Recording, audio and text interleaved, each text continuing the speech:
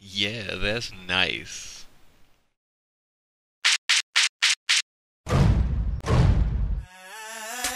It's alright, the club thing. We going VIP tonight in the club. What's up, guys? It's Rev J again. Well, with it being the middle of winter here in the Midwest, it's no surprise that I'm not really wearing 90%, if not 100%, of the shoes that I've showed you guys on my reviews in the past few months here. There's no reason to get my good stuff ruined out in the salt and the weather. So, I figured it might not be a bad time to introduce something else I recently bought. Still related. Classically, we gotta go with boots. And in my case, it's a version of Timberland. It's kind of the classic 6-inch here.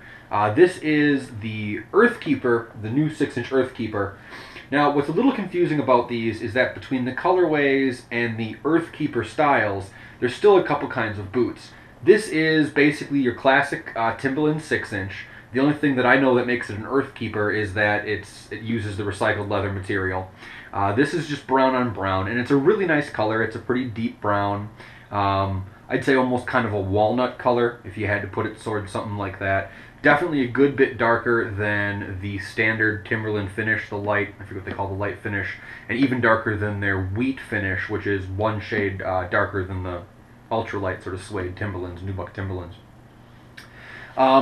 Like I said, the design overall is pretty much straightforward for the Timberlands. This is the 6-inch boot with the padded collar.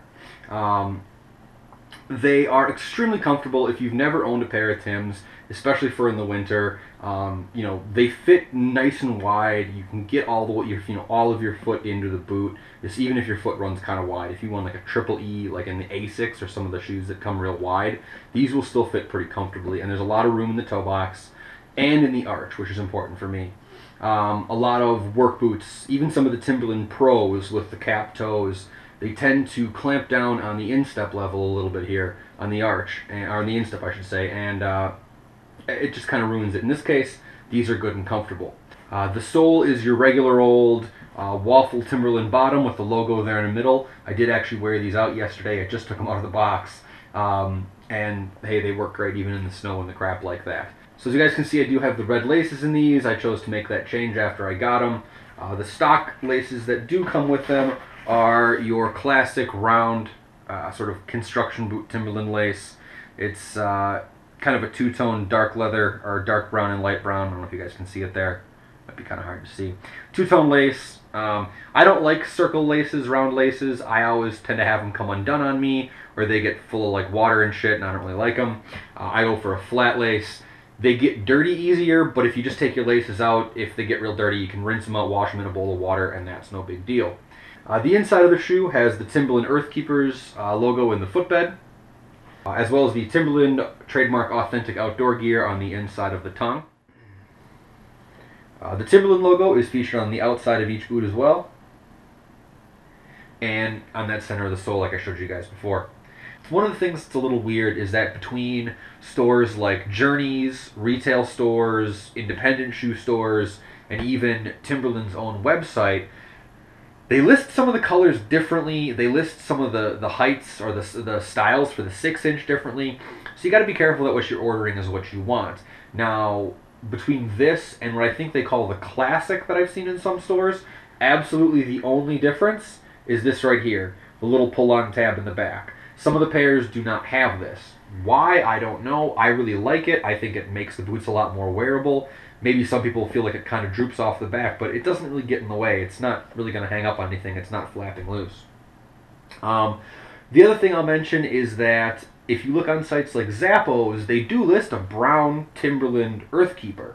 The problem is, it's a completely different boot. It is not this boot at all. It's got a separate toe box. The heel support's different.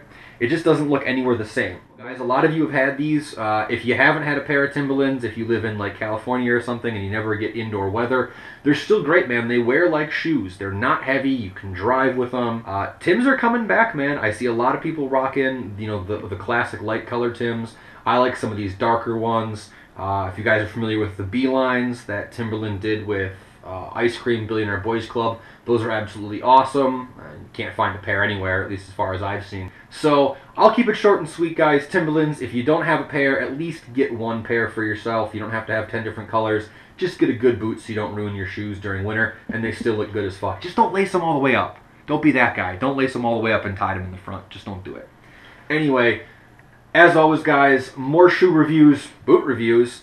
I do have more car stuff coming up on the way this spring as soon as the frickin' thaw happens here. I have some more upcoming guitar videos, as well as probably some more streetwear stuff in a little bit here. Thank you guys for watching me on Rev J. We'll see you next time, guys.